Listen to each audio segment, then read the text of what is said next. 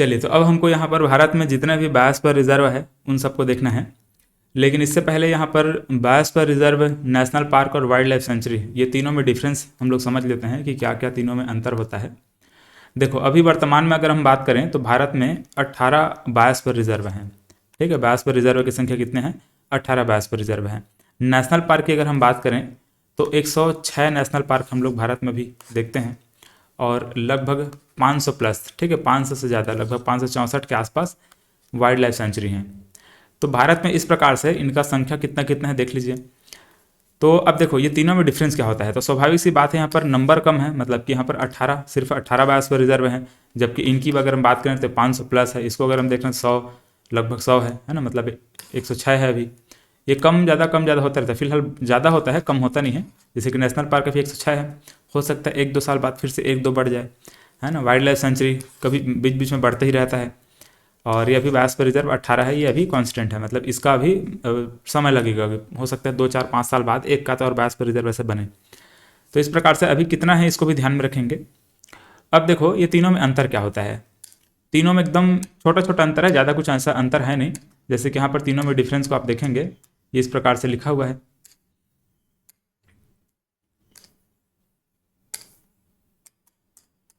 ठीक है, इस प्रकार से लिखा हुआ है। चाहे तो इसको आप सिंपली पढ़ करके समझ सकते हैं, या फिर मैं आपको अभी समझा रहा हूँ। जैसे कि अगर हम वाइल्ड लाइफ सेंचुरी की बात करेंगे तो यहाँ पे जो रिस्ट्रिक्शन लगाया जाता है वो कम होता है, लेस रिस्ट्रिक्शन होता है इसमें। इसमें मॉडरेट रिस्ट्रिक्शन होता है, इसमें हैवी रिस्ट्रिक्शन होता है ना। मतलब कि इसमें जो प्रतिबंध है वो कम लगाया जाता है। इसमें बायोस्फीयर रिजर्व में थोड़ा सा मॉडरेट होता है ना, मध्यम वहाँ पर जो भी रिस्ट्रिक्शन होता है वो रहता है, और यहाँ पर हैवी रहता है, मतलब कि बहुत ज़्यादा इसमें रिस्ट्रिक्शन लगाया जाता है। ठीक है, अब कैसे रिस्ट्रिक्शन लगता है उसको आगे हम लोग देखेंगे, है ना। प्रतिबंध कैसे लगता है उसको आगे हम लोग यहाँ पर बात करेंगे। ठीक है, देखो ये जो वाइल्ड लाइफ सेंचुरी होता है उसमें मुख्य रूप से जो कोई पशु है, कोई इंसेक्ट है, मतलब कोई अगर जीव, कीड़े मकोड़े या फिर कोई पक्षी टाइप की अगर कोई चीज़ है तो उसको यहाँ पर संरक्षित किया जाता है। ठीक है, इसमें प्रिजर्व किया जाता है, इसमें किसमें? वाइल्ड लाइफ सेंचुरी में। जबकि अगर हम बायोस्फीयर रिजर्व में बात करेंगे तो यहाँ पर एक बहुत बड़ा एक एरिया होता है जिसमें हर प्रकार का जीव जंतु, है ना, हर प्रकार का जीव जंतु या फिर पेड़ पौधे, सभी चीज़ को यहाँ पर प्रोटेक्ट किया जाता है। ठीक है, देखो इस प्रकार से बोला जा रहा है ना। एक बहुत बड़ा क्या होता है, एक एरिया होता है, ठीक है, जिसमें बायोडाइवर्सिटी बहुत अधिक मात्रा में हमको देखने को मिलता है। ठीक है, मतलब जैव विविधता इसमें हमको बहुत सारा देखने को मिलता है बायोस्फीयर रिजर्व में। और इसी प्रकार से जो नेशनल पार्क होता है इसमें तरह तरह प्रकार के जो फ्लोरा एंड फौना है, मतलब कि जो भी मतलब कि पेड़ पौधे, जीव जंतु, इस प्रकार से हर प्रकार से रहेंगे इसमें। लेकिन बस डिफरेंस इसमें इतना है कि इसमें कुछ जो हिस्टोरिकल ऑब्जेक्ट है उसको भी संरक्षित किया जाता है। जैसे कि यहाँ पर देखो ये हिस्टोरिकल ऑब्जेक्ट है, इस प्रकार से कुछ, मतलब कि हमारा कुछ धरोहर है, बहुत पुराना कोई मंदिर वगैरह है या फिर कोई महल है बड़ा सा, तो उन सबको वहाँ पर अगर उसको मतलब वहाँ पर उसको प्रोटेक्ट किया जाएगा, उसका संरक्षण वहाँ पर होगा, तो इस कंडीशन में ये नेशनल पार्क के अंतर्गत उसको शामिल कर देते हैं। ठीक है, तो देखो तीनों में ज़्यादा ऐसा कुछ विशेष अंतर है नहीं। ध्यान से देखोगे क्या क्या अंतर है ऐसे इसमें। तो रिस्ट्रिक्शन की अगर हम बात करते हैं तो इसमें कम रहता है, इसमें ज़्यादा रहता है, इसमें मध्यम रहता है, ठीक है, मॉडरेट रहता है, ऐसा टाइप का है। अब इसमें जैसे कि आप लोग इमेज में देख रहे होंगे तो बहुत सारा चीज़ यहाँ पर दिखाया गया है। एक तो इसको याद रखेंगे, है ना, नेशनल पार्क में यहाँ पर जो हिस्टोरिकल ऑब्जेक्ट है उसको संरक्षण किया जाएगा। इसमें कुछ विशेष प्रकार के जानवर है, कुछ जीव जंतु है, उसका संरक्षण होगा। ठीक है, यहाँ पर शिकार वगैरह करना, कैप्चरिंग वगैरह करना, ये सब चीज़ क्या होता है, प्रतिबंध होता है, इसमें नहीं कर सकते। वाइल्ड लाइफ सेंचुरी में ऐसा है। बायोस्फीयर रिजर्व में विभिन्न प्रकार के पेड़ पौधे, जीव जंतु, हर प्रकार का यहाँ पर चीज़ आपको देखने को मिलेगा। ठीक है, मतलब यहाँ पर बायोडाइवर्सिटी बहुत ज़्यादा होता है। ठीक है, बायोस्फीयर रिजर्व में इस प्रकार से है। अब बायोस्फीयर रिजर्व का अलग अलग जोन होता है, अब जोन के आधार पर वहाँ पर जो भी प्रतिबंध है वो लगाया जाता है। जैसे कि अगर हम इसमें बात करेंगे तो ये बीच वाला जो होता है कोर जोन होता है। ठीक है, ये बीच वाला कोर जोन होता है जिसमें बहुत ज़्यादा प्रतिबंध होता है। ठीक है, इसमें रिस्ट्रिक्शन बहुत ज़्यादा रहता है। जैसे यहाँ पर आप फोटो वगैरह नहीं खींच सकते, यहाँ पर रिसर्च वगैरह का जो काम होता है वो आप सही नहीं कर सकते, है ना। यहाँ पर लोग छोटा मोटा, जैसे कि ट्राइबल एरिया में आप जब जाएंगे तो वहाँ पर ट्राइब्स, मतलब कि बहुत सारे लोग क्या करते हैं, छोटा मोटा घर वर बना करके वहाँ पर रहते भी हैं, तो वो सब यहाँ पर नहीं हो सकता। तो ये कोर जोन में सब चीज़ प्रतिबंधित रहता है। जबकि इसी को अगर हम बात करेंगे ट्रांजिशन जोन में, इस प्रकार से जो आउटर इस प्रकार जोन आपको दिखाई दे रहा है ना, इसमें ये सब चीज़ का प्रतिबंध नहीं रहता है। ठीक है, इसको इमेज देख करके आप समझ जाएंगे कि इसमें क्या क्या। देखो यहाँ पर घर वगैरह बनाकर रह सकते हैं लोग, है ना, मतलब ह्यूमन सेटलमेंट इसके आसपास रहता है। और यहाँ पर कैप्चरिंग वगैरह कर सकते हैं, मतलब फोटो वगैरह खींचने की अनुमति होती है। यहाँ पर रिसर्च कार्य वगैरह कुछ करना है तो ये सब चीज़ किया जा सकता है ना, ये सब चीज़ इस प्रकार से हैं। तो ये इस प्रकार से रहता है ट्रांजिशन जोन में। अब बफर जोन होता है इसका बीच वाला जोन, इस प्रकार से। तो इसमें मेन याद रखेंगे कोर जोन में प्रतिबंधित रहता है, बाकी आउटर जोन इसको हमको देखने को मिल जाएगा, ट्रांजिशन जोन बोला या फिर आउटर जोन बोलो, इसमें कम प्रतिबंध रहता है। ठीक है, ऐसा टाइप का है। नेशनल पार्क में तो प्रतिबंध ही रहता है ना, प्रतिबंध बहुत ज़्यादा रहता है। चलो, तो इस प्रकार से ये तीनों चीज़ हैं। अब देखो कभी कभी क्या होता है ना, एक कहीं पर बायोस्फीयर रिजर्व है, मानकर चलिए इस प्रकार से कहीं पर एक बायोस्फीयर रिजर्व है, इस तरह से कहीं पर एक बड़ा सा बायोस्फीयर रिजर्व हमको देखने को मिला, मानकर चलो ये है। इसके अंदर हो सकता है एक वाइल्ड लाइफ सेंचुरी भी होगा। ठीक है, इसके अंदर क्या होगा, वाइल्ड लाइफ सेंचुरी होगा। ये बड़ा सा एक बायोस्फीयर रिजर्व है, तो इसके अंदर हो सकता है कहीं पर वाइल्ड लाइफ सेंचुरी भी देखने को मिलेगा। हो सकता है कहीं पर इस प्रकार से नेशनल पार्क भी देखने को मिलेगा, इस प्रकार से नेशनल पार्क देखने को मिलेगा। बहुत सारा हम लोग भारत में देखते हैं, वहीं पर बायोस्फीयर रिजर्व भी है, उसी के अंदर कुछ एक छोटा मोटा एरिया कहीं पर है वो नेशनल पार्क भी है, और कुछ एक छोटा मोटा एरिया है जो कि वाइल्ड लाइफ सेंचुरी कहलाता है। तो ऐसे टाइप से हम लोग देखते हैं। जैसे कि हमारे छत्तीसगढ़ का जो अचानकमार बायोस्फीयर रिजर्व हम लोग देखते हैं, तो वो अचानकमार बायोस्फीयर रिजर्व भी है और वो चीज़ वाइल्ड लाइफ सेंचुरी भी है। ठीक है, तो वही है कि बायोस्फीयर रिजर्व जो है बहुत बड़ा एरिया का है, जबकि उसके अंदर जो वाइल्ड लाइफ सेंचुरी हो थोड़ा छोटे एरिया का है। तो ऐसा टाइप का ही रहता है। ठीक है, अब इनमें प्रतिबंध किस प्रकार से, किस में ज़्यादा रहेगा किस में कम रहेगा, मैंने अभी आपको यहाँ पर समझा दिया है ना। यहाँ पर थोड़ा कम प्रतिबंध रहता है, इसमें ज़्यादा प्रतिबंध लगाया जाता है। इसमें इसका जो बायोस्फीयर रिजर्व में जो कोर जोन होता है वहाँ पर अधिक प्रतिबंध रहता है। ठीक है, ये ट्रांजिशन जोन में ज़्यादा प्रतिबंध नहीं रहता है। तो इस प्रकार से ये सब चीज़ें हैं। ठीक है, biosphere reserve, wild life sanctuary और नेशनल पार्क में। चलिए फिलहाल अब जैसे क्वेश्चन एग्जाम में पूछे जाते हैं उसको देखते हैं। ठीक है, यहाँ से एग्जाम में क्वेश्चन नहीं बनते हैं ना कि ये इस प्रकार से इसमें अंतर वंतर बताओ, वैसे टाइप से नहीं पूछा जाएगा। अब यहाँ पर एग्जाम में जो क्वेश्चन बनते हैं उसके आधार पर मैं आपको बताता हूँ। 18 बायोस्फीयर रिजर्व हैं। ठीक है, 18 बायोस्फीयर रिजर्व हैं, 106 नेशनल पार्क है। तो 106 नेशनल पार्क, जितने इंपॉर्टेंट नेशनल पार्क है यहाँ पर मैप में हम लोग देखेंगे ही। बायोस्फीयर रिजर्व जो 18 है उसको मैप में पूरा देखना है और सबको याद भी रखना है कि कहाँ पे कौन कौन सा बायोस्फीयर रिजर्व है, उनकी क्या क्या विशेषताएं हैं, और उनका क्षेत्रफल भी हल्का फुल्का जो जो बड़ा बड़ा है। ठीक है, मतलब मुश्किल से 5-7 बड़े बड़े जो बायोस्फीयर रिजर्व हैं उनको याद रखना होगा। ठीक है, शुरू के जो 5-7 बायोस्फीयर रिजर्व हम लोग देखेंगे बड़ा बड़ा, उनको याद रखना है। चलिए, तो इस प्रकार से है। और सबसे नया कौन सा है, सबसे पुराना कौन सा है, इसको भी हमको देखना होता है। तो देखिए यहाँ पर सबसे पहले तो मैं जो भी बड़ा बायोस्फीयर रिजर्व है उन सबको मैं बनाते हुए जाऊँगा। ठीक है, सबसे नया पुराना को बाद में देखेंगे, लेकिन हमारे भारत में सबसे बड़ा जो बायोस्फीयर रिजर्व है एरिया वाइज, उसको हम लोग यहाँ पर पहले बनाते हैं। देखिए, तो ये जो कच्छ के रण वाला क्षेत्र है, इस कच्छ के रण को भी एक बायोस्फीयर रिजर्व घोषित किया गया है। इस प्रकार से कच्छ के रण में यहाँ पर एक बायोस्फीयर रिजर्व हमको देखने को मिलता है, इस प्रकार से। और इसका नाम भी उसी मतलब कच्छ करण ही है ना, मतलब कच्छ करण में है, मतलब कच्छ करण बायोस्फीयर रिजर्व रहेगा। तो इसका नाम क्या है, कच्छ करण।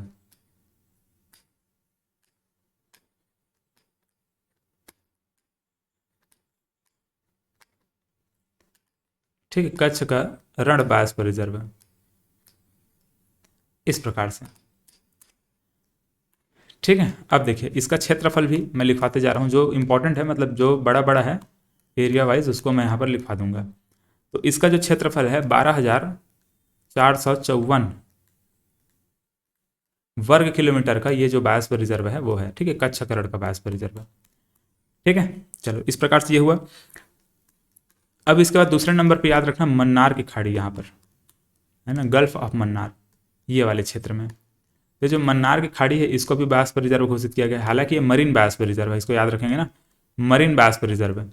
मतलब कि ये जो बायोस्फीयर रिजर्व हमको देखने को मिलता है ये पानी में बनाया गया है, ये वाले क्षेत्र में ऐसे।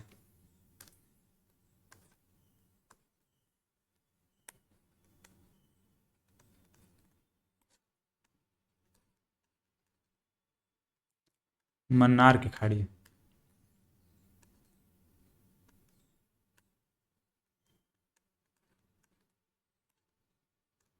ये ऐसे। ठीक है, तो ये दो बायोस्फीयर रिजर्व हम लोगों ने यहाँ पर देखा। देखो मन्नार की खाड़ी, इसका भी एरिया याद रख लो, इसका है 10,500। ठीक है, 10,500 वर्ग किलोमीटर। तो ये था 12,000 और ये है 10,500। चलिए, अब इसके बाद देखिए यहाँ पर तीसरा जो बड़ा जो बायोस्फीयर रिजर्व है, यहाँ पर सुंदरबन का डेल्टा। सुंदरबन का डेल्टा आप पढ़े भी होंगे। पढ़े भी होंगे नहीं, मैं ही पढ़ाया आप लोगों को। सुंदरबन का डेल्टा यहाँ भी इस प्रकार से बनता है, ऐसे टाइप से। तो ये जो सुंदरबन का डेल्टा है, इसका भी एरिया को देखेंगे।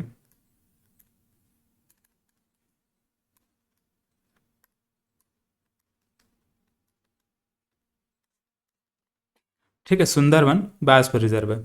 इसका जो क्षेत्र है वो 9,600 वर्ग किलोमीटर, सॉरी 9,630 वर्ग किलोमीटर है। ठीक है, 30 भी जोड़ लीजिए इसमें।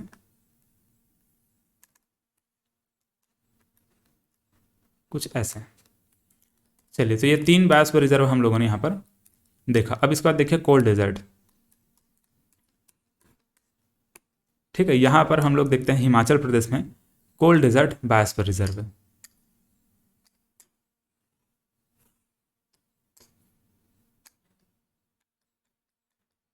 ऐसे, क्योंकि ये पूरा बर्फ से, मतलब बर्फ से ढका हुआ है, इसीलिए इसको बोल देते हैं कि कोल्ड डेजर्ट बायोस्फीयर रिजर्व है।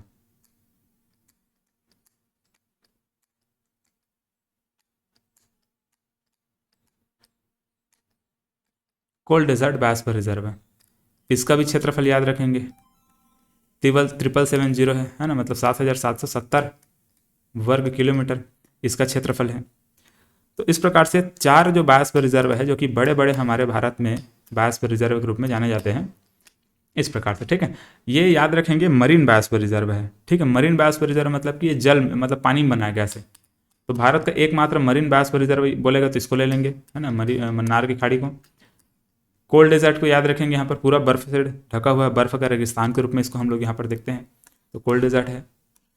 कच्छ कराड़ याद रखेंगे, यहाँ पर सलाइन सॉइल और यहाँ पर जो साल्ट वाटर है वो हमको देखने को मिलता है, मतलब कच्छ कराड़ यहाँ पर कच्छ की खाड़ी के आसपास में है, मतलब कच्छ की खाड़ी ये है, इसके ऊपर में यहाँ पर कच्छ करण है।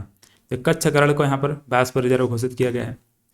ठीक है, तो ये 4 बायोस्फीयर रिजर्व को पहले आप लोग याद रखेंगे। ठीक है, यहाँ पर मैं आपको मतलब लिखते भी चलेंगे चारों बायोस्फीयर रिजर्व को, जो मैं आपको ट्रिक बताऊंगा यहाँ पर याद रखने का। ठीक है, जैसे कि हमने सबसे बड़ा क्या देखा, कच्छ देखा, कच्छ गढ़ सबसे बड़ा बायोस्फीयर रिजर्व है। तो कच्छ गढ़ हम लोग कितना देखिए, 12,454।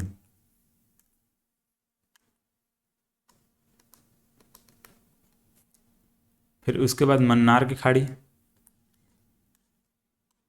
कितना है, ये 10,500। इसके बाद सुंदरबन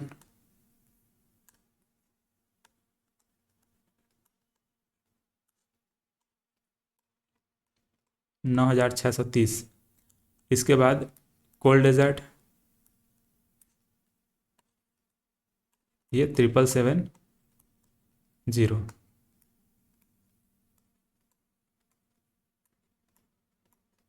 ठीक, इस प्रकार से ये 4 बायोस्फीयर रिजर्व को पहले याद रखेंगे। ठीक है, अब इसके बाद जो बायोस्फीयर मतलब बनाने मतलब लिखने जा रहा हूँ, उन सबका नाम यहाँ पर देखो कैसे याद रखना है आपको। एक छोटा मोटा ट्रिक मैं अपने हिसाब से बनाकर मैं रखा हूँ, उसके हिसाब से मैं आपको बता दे रहा हूँ। नंदा, नील, दिही, ऐसे नंदा नील दिही। ठीक है, ये नंदा नील दिही। फिर नंदा देवी हम लोग देखेंगे, है ना, यहाँ पर नंदा देवी है, यहाँ पर उत्तराखंड में है ये नंदा देवी।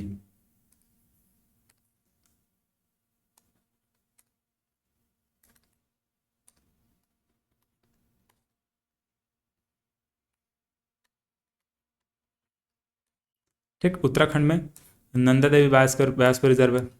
अब नील है, तो नील का याद रखना है, यहाँ पर नीलगिरी बायोस्फीयर रिजर्व है ना, यहाँ पर नीलगिरी बायोस्फीयर रिजर्व है।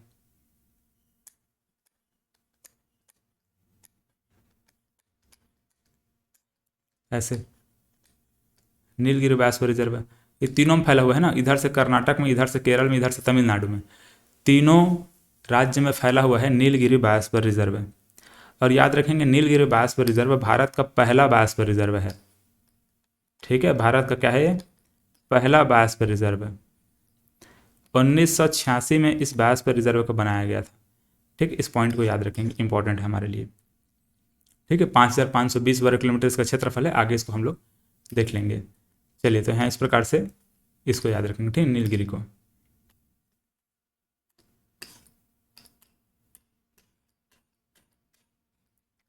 अब इसके बाद दिही है ना, तो दिही से आता है दिहांग दिबांग। ठीक है, दिहांग दिबांग हम लोग जानते हैं कि दिहांग नदी किसको बोलते हैं, ब्रह्मपुत्र को बोलते हैं। यहाँ ये वाले क्षेत्र में हम लोगों ने पढ़ा भी है, दिहांग दिबांग आपको मैं पढ़ाया हूँ। इस प्रकार से यहाँ पर दिहांग नदी कौन सी नदी है, ब्रह्मपुत्र को यहाँ पर दिहांग बोलते हैं। तो इसी के नाम पर यहाँ पर एक दिहांग है और यहाँ पर दिबांग है। तो इस दिहांग दिबांग के नाम पर यहाँ पर दिहांग दिबांग बायोस्फीयर रिजर्व पड़ा है ना, दिहांग दिबांग। ठीक है, दिहांग दिबांग बायोस्फीयर रिजर्व है। उसके बाद देखिए यहाँ पर ये वाले क्षेत्र में इस प्रकार से असम में 2 बायोस्फीयर रिजर्व हमको देखने को मिलता है। फिलहाल उसको मैं आपको ट्रिक के साथ में बताते हुए चलूँगा तो ज़्यादा अच्छा रहेगा। देखो, तो यहाँ पर हम लोगों ने ये नंदा नीलदिही ये 3 बायोस्फीयर रिजर्व को देखा हुआ है। तो ये तीनों बायोस्फीयर रिजर्व का एरिया मैं आपको लिखवा दे रहा हूँ।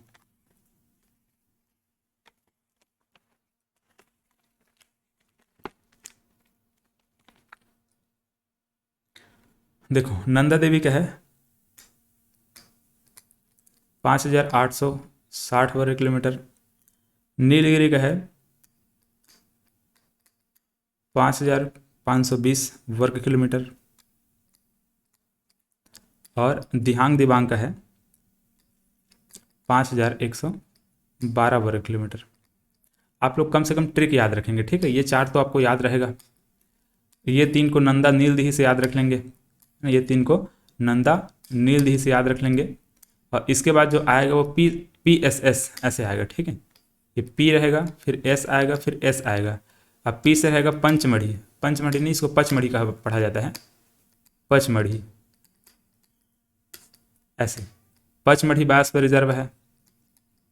फिर ये शेषाचलम बायोस्फीयर रिजर्व है, ठीक है, शेषाचलम बायोस्फीयर रिजर्व है। फिर यहाँ पर सिमलीपाल बायोस्फीयर रिजर्व है, ठीक है, सिमलीपाल बायोस्फीयर रिजर्व है। तो इस प्रकार से 3 बायोस्फीयर रिजर्व हमको यहाँ पर और देखने को मिलता है। इनको भी याद रखेंगे। इनका भी मैं क्षेत्रफल आपको लिखवा देता हूँ। 4981 वर्ग किलोमीटर ये पचमढ़ी बायोस्फीयर रिजर्व का है। 4755 वर्ग किलोमीटर ये शेषाचलम बायोस्फीयर रिजर्व है।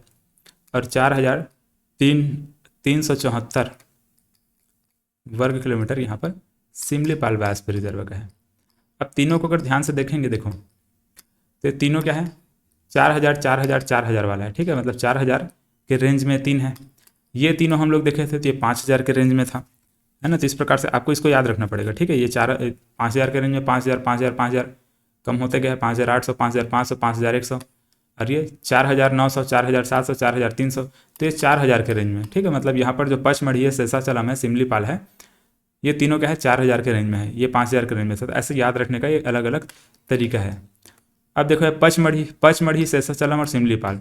पचमढ़ी है MP में, ठीक है, पचमढ़ी कहाँ है, MP में है।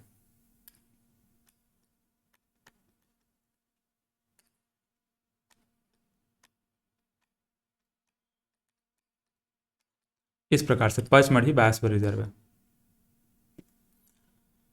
ठीक है, पचमढ़ी है। फिर क्या है, शेषाचलम है। शेषाचलम यहाँ पर है आंध्र प्रदेश में,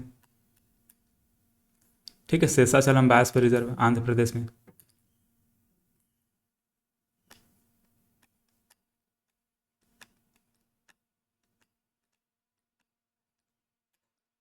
ठीक है, शेषाचलम बायोस्फीयर रिजर्व है। और उसके बाद है सिमलीपाल, तो उड़ीसा में है सिमलीपाल, ठीक है, उड़ीसा में क्या है, यहाँ पर सिमलीपाल बायोस्फीयर रिजर्व है।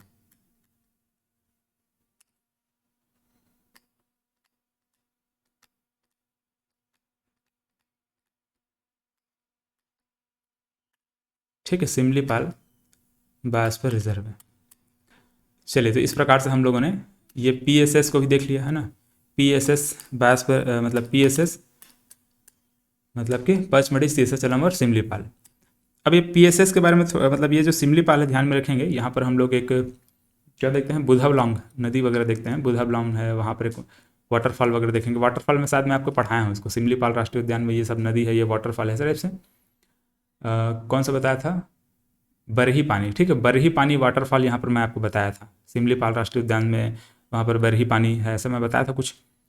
चलो तो इस प्रकार से देख लेंगे। सिमलीपाल राष्ट्रीय उद्यान भी है, ध्यान में रखेंगे ना, ये बायोस्फीयर रिजर्व भी है, और ये क्या चीज़ है, नेशनल पार्क भी है इसी के अंदर। मैं आपको समझा चुका हूँ कि नेशनल पार्क हो सकता है बायोस्फीयर रिजर्व के अंदर इस प्रकार से। तो ये हुआ, चलिए तो इस प्रकार से ये हुआ। अब देखो इसके बाद अगला ट्रिक हमारा क्या रहेगा, है ना, यहाँ पर क्या क्या देख लिया, नंदा नील दिही पीएसएस। इसके बाद याद रखेंगे अचानक आग पानी में, अचानक आग और पानी में, ठीक है, ये ट्रिक है हमारा ना, ध्यान में रखेंगे। अचानक से है अचानक मार, ठीक है, अचानक मार। आग से है अगस्त्य मलई, पानी से है पन्ना, और में से है मानस, ठीक है। तो यहाँ पर अचानक मार, सबसे पहले क्या, अचानक मार। अचानक मार बायोस्फीयर रिजर्व, इनका मैं एरिया लिखाया था, वहाँ पर नाम को हम अच्छे से लिखेंगे 3835, ठीक है। अब देखो ये जो भी आएगा यहाँ पर 3000 के रेंज में आ रहा है ना, 3835। अगस्त्य मलाई का है 35, है ना, 3500 वर्ग किलोमीटर। पन्ना का है 3000 वर्ग किलोमीटर। अब मानस का है 2837, लगभग 3000 के आसपास है, 28, है ना। तो इस प्रकार से, तो ये तीनों के तीनों मतलब चारों के चारों क्या है, लगभग लगभग 3000 के रेंज में है। और ये इस प्रकार से अचानक मार, अगस्त मलाई, पन्ना और मानस, है ना। तो जो अचानक मार है वो तो हमारे छत्तीसगढ़ में है। अचानक मार कहाँ है, हमारे छत्तीसगढ़ में, इस प्रकार से यहाँ पर मुंगेली जिला के आसपास में है, मतलब मुंगेली जिला और यहाँ पर एमपी साइड में, ठीक है, एमपी और मुंगेली में वहाँ पर फैला हुआ है। तो ये क्या चीज़ है, अचानक मार,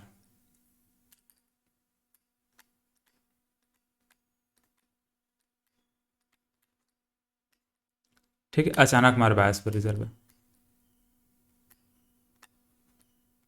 ठीक है। चलो फिलहाल बायोस्फीयर रिजर्व लिखने की जरूरत नहीं है। इसका मैं आपको क्षेत्रफल कितना बता दिया, 3835 वर्ग किलोमीटर। ध्यान में रखेंगे, इसके बारे में अगर पूछा जाएगा तो यहाँ पर जो वाइल्ड लाइफ सेंचुरी भी है, ठीक है, मैं क्या बता चुका हूँ आपको, वाइल्ड लाइफ सेंचुरी है। तो अचानक मार वाइल्ड लाइफ सेंचुरी है, ये जो वाइल्ड लाइफ सेंचुरी है इसका क्षेत्रफल कितना है अगर पूछा जाएगा तो 5552 वर्ग किलोमीटर है, ऐसे, ठीक है। 3835 इसका बायोस्फीयर रिजर्व का क्षेत्रफल है, लेकिन 552, ठीक है, 5000 में बोल दिया शायद, 552 वर्ग किलोमीटर है, ठीक है। 552 वर्ग किलोमीटर क्या है इसका, वाइल्ड लाइफ सेंचुरी का जो क्षेत्रफल है वो है, ठीक है। तो 3835 मतलब 3835 वर्ग किलोमीटर क्या है, अचानक मार्ग जो बायोस्फीयर रिजर्व उसका क्षेत्रफल है, और वाइल्ड लाइफ सेंचुरी का कितना है, 552 वर्ग किलोमीटर है, ठीक है। इस प्रकार से ये हम लोग वाइल्ड लाइफ सेंचुरी देखते हैं, 552 वर्ग किलोमीटर। चलिए तो इस प्रकार से ये हुआ, और ये ध्यान में रखेंगे अचानक मार्ग एमपी और छत्तीसगढ़ में दोनों में फैला हुआ है। अब सिर्फ अगर छत्तीसगढ़ में इसका पूछा जाएगा, ठीक है, सिर्फ छत्तीसगढ़ में कितना है ऐसा बोल करके, तो ध्यान में रखेंगे ये सिर्फ छत्तीसगढ़ में कितना है, 2610, है ना, इतना छत्तीसगढ़ में इसका विस्तार है, छत्तीसगढ़ में, ठीक है, 2610 मतलब कि 2610 स्क्वायर किलोमीटर इसका क्या है, छत्तीसगढ़ में विस्तार है 3835 का। और बाकी बचा कुचा यहाँ पर एमपी में चला, मतलब छत्तीसगढ़ में इसका ज़्यादा हिस्सा है, इसलिए छत्तीसगढ़ में इसको लिया जाता है। तो अचानक आग था, आग से अगस्त्य मलाई रहेगा ना, आग से क्या रहेगा, अगस्त्य मलाई। तो अगस्त्य मलाई यहाँ पर है, इस प्रकार से ये वाले क्षेत्र में है, मतलब कि ये आपका किस में आएगा, तमिलनाडु और केरल दोनों में आएगा अगस्त्य मलाई।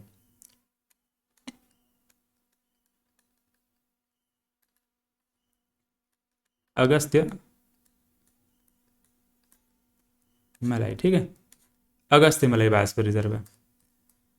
इस प्रकार से अगस्त्य मलाई बायोस्फीयर रिजर्व हो गया, ठीक है। दोनों राज्य में फैला हुआ है, तो फिलहाल ऐसे एग्जाम में तो क्वेश्चन नहीं देगा कि किस राज्य में ऐसा बोल करके, तो दोनों का ऐसे याद रखेंगे, अगस्त्य मलाई, ठीक है, अगस्त्य मलाई बायोस्फीयर रिजर्व है। तो अचानक आग, अब पानी, पानी से पन्ना रहेगा, है ना, पानी से क्या रहेगा, पन्ना। तो जो पन्ना बायोस्फीयर रिजर्व है यहाँ पर है, इस प्रकार से, है ना। पन्ना बायोस्फीयर रिजर्व हो गया। तो अचानक आग पानी में से क्या रहेगा, मानस रहेगा, ठीक है। तो मानस यहाँ पर असम में है, ठीक है, ये है मानस।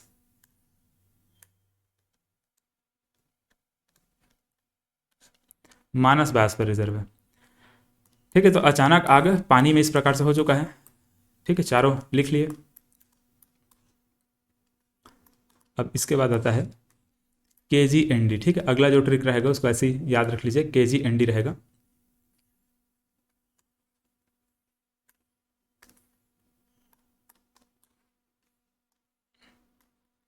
KGND ऐसे टाइप से। के से रहेगा कंचनजंगा,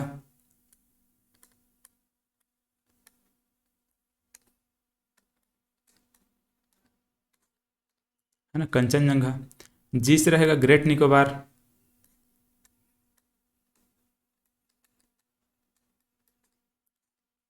ए से रहेगा, सॉरी एन से रहेगा नोकरेक,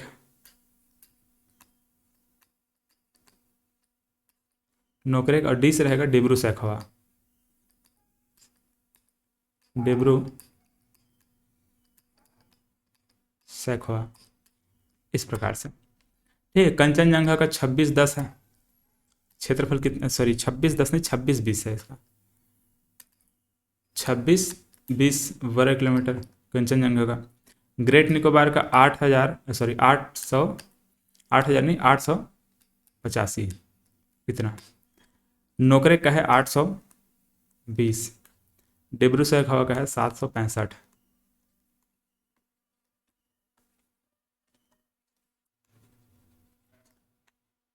इतना देखते हैं, ठीक है। चलिए, इस प्रकार से ये हुआ। अब कंचनजंगा मैंने क्या बोला, सिक्किम में है, ठीक है। यहाँ पर अपन कंचनजंगा देखते हैं, यह से कंचनजंगा,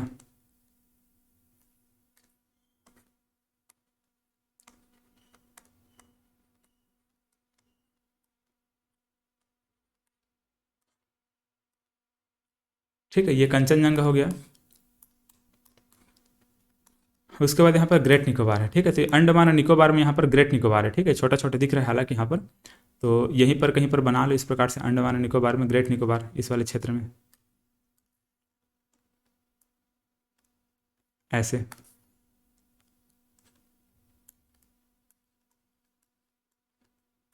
ग्रेट निकोबार,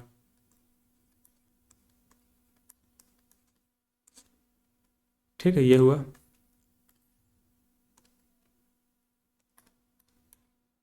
उसके बाद है नोकरेक, तो यहाँ पर मेघालय में है नोकरेक बायोस्फीयर रिजर्व,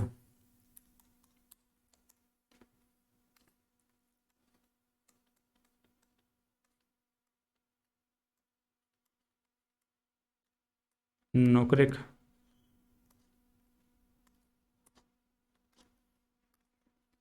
ठीक है, नोकरेक बायोस्फीयर रिजर्व है,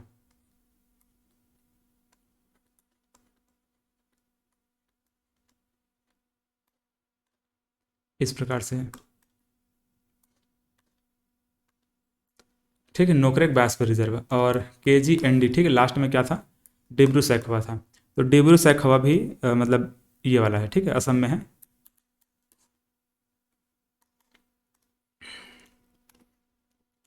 ठीक है, ये डिब्रू सैखवा,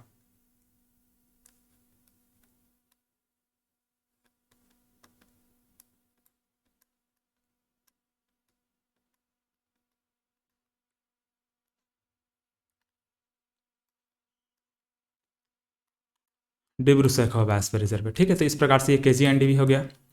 तो देखिए टोटल हम लोगों ने यहाँ पर 18 जो बायोस्फीयर रिजर्व है उसको देख लिया। अब यहाँ पर देखो ध्यान देने वाली बात यह है कि अगर आपसे पूछा जाएगा सबसे छोटा बायोस्फीयर रिजर्व कौन सा है, तो डिब्रू सैखवा, ठीक है। डिब्रू सैखवा कितना है, 765 वर्ग किलोमीटर इसका क्या है, क्षेत्रफल है। डिब्रू सैखवा क्या है, सबसे छोटा बायोस्फीयर रिजर्व है।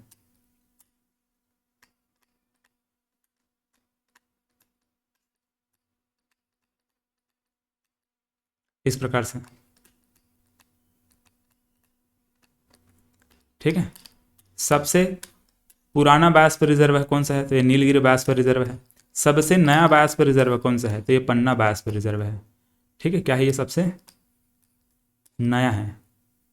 ठीक है, कब बनाया गया था इसको, इसको बनाया गया था 2011 में। ठीक है, 2011 में इसको बनाया गया था बायोस्फीयर रिजर्व, तो सबसे नया है। तो देखो, सबसे छोटा, सबसे बड़ा। ठीक है, सबसे बड़ा कौन सा है, यह है सबसे बड़ा, कच्छ गढ़।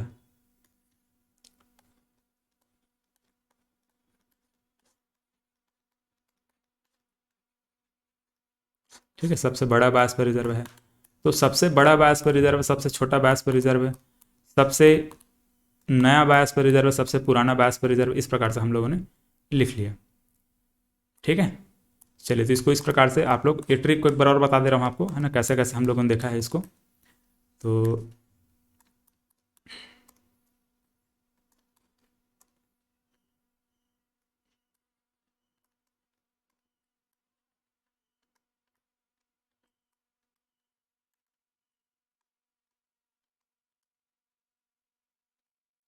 ठीक है, ये भारत के जितने भी बायोस्फीयर रिजर्व है वो, इनका एरिया। ठीक है, देखो, तो यहाँ पर कच्छ, करण, मन्नार की खाड़ी, सुंदरबन के डेल्टा, ये चारों को तो ऐसे ही डायरेक्ट आपको याद रखना पड़ेगा। ठीक है, देखो यहाँ पर क्या क्या है, एक कच्छ किरण, फिर ये मन्नार की खाड़ी, और फिर सुंदरबन के डेल्टा, फिर यहाँ पर कोल्ड डेजर्ट। ये चारों को तो ऐसे ही आप याद रख लेंगे, है ना, चारों कोने में है इस प्रकार से।